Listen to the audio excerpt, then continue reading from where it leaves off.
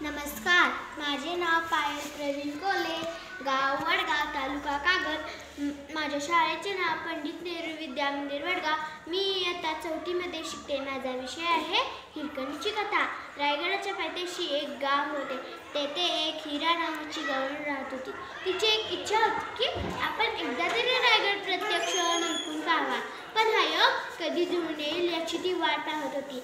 आणि तो योग जुळून आला. कोजागिरी पौर्णिमेला सर्व मावळ्यांना सांगितले.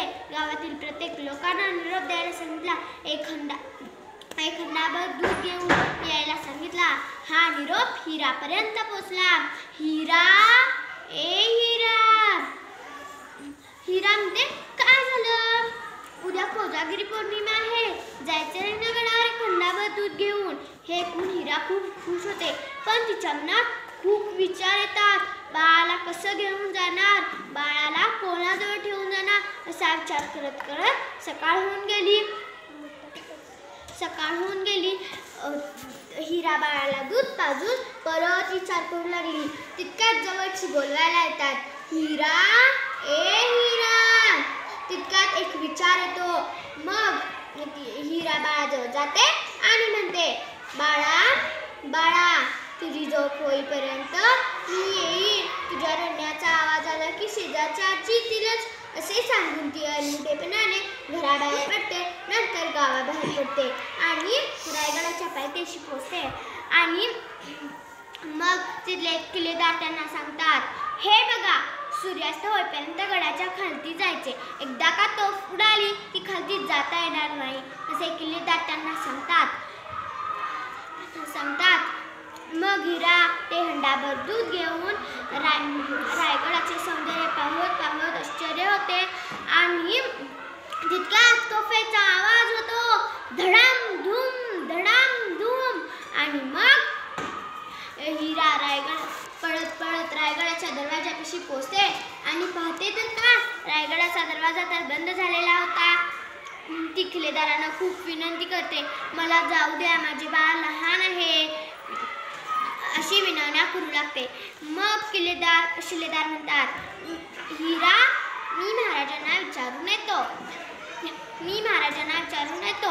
मग शिलेदार महाराजांना विचारायला जातात. तोपर्यंत हिरा एकही क्षणाचा विलंब न करता एका कड्याजवळ जाते, एक हात ठेवते आणि कड्यावरून उतरायला सुरुवात करते.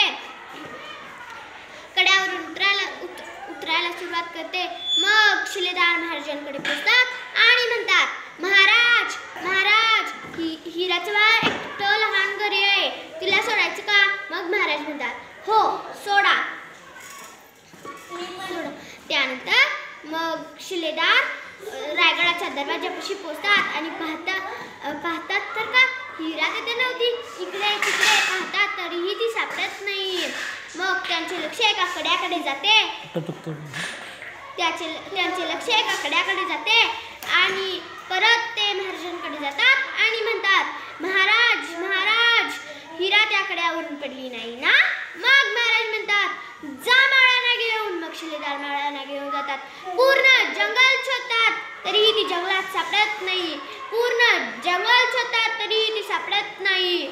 शोधत रात्र होते तरीही ती सापडत नाही. मग शिलेदार महाराजांकडे येतात आणि म्हणतात,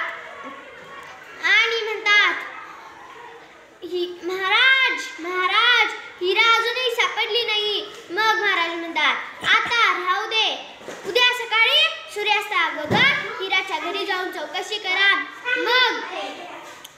आणि सकाळी सर्व मावळे हिराच्या घरी जातात आणि सर्वजण हिराला आवाज देऊ लागतात. हिरा, ए हिरा. हिरा बाहेर येते आणि म्हणते, काय झालं? मग मावळे म्हणतात, तू रायगडावरून खाली कशी काय आलीस? एवढं लागलं, खर्चटलं कसं काय? मग हिरा म्हणते, मी त्याकडे खाली उतरून माझ्या बाळासाठी आले. मग त्यातीलच एक मावळा म्हणतो,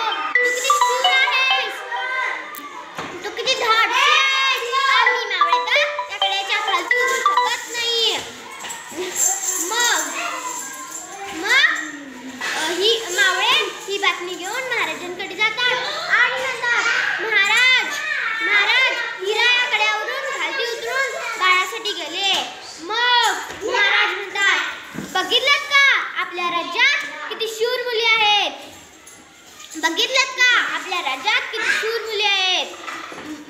महाराज म्हणतात जा हिरासाठी पालखी आणा. मग ती पालखी हिराच्या घरी पोहोचते का ते पहा. मग ती पालखी हिराच्या घरी पोहोचते आणि सर्वांना आश्चर्य वाटते. ही पालखी कोणाकडे जाते, कोणाच्या घरी जाते. मग ही पालखी हिराच्या घरापाशी जाते आणि मग हिरा म्हणते काय झालं, माझं त्यातील चुकलं, मला माफ करा अशी म्हणते. आणि मग तिथला एकच मावळा म्हणतो अगं तुला महाराजांनी सत्कार करण्यासाठी बोलवलेले आहे, सत्कार करण्यासाठी बोलवले आहे. मग हिरा त्या पालखीत बसते आणि रायगडाच्या पायथ्याशी गेल्यानंतर तिला दागिने दिले जातात, तिच्या नवऱ्याला तिच्या बाळाला दिले जातात आणि महाराज म्हणतात आजपासून या कड्याला नाव देतात हिरकणी कडा म्हणून. जाता एवढेच म्हणते की राजधानी ही स्वराज्याची, राजधानी ही स्वराज्याची. तिथल्या आईची सांगते तुम्हाला कहाणी, तिथल्या आईची सांगते तुम्हाला कहाणी. खुद्द केला शिवबांनी सत्कार, खुद्द केला शिवबांनी सत्कार. रतिबटाकाया आली गवळण गडाला, रतिबटाकाया आली गवळण गडाला. सरसरवर गेला धाक मनाला, सरसरवर गेला धाक मनाला. मायपोटी ही धावली आली घराला, मायपोटी ही धावली आली घराला. नामकरण झाले कड्याचे, नामकरण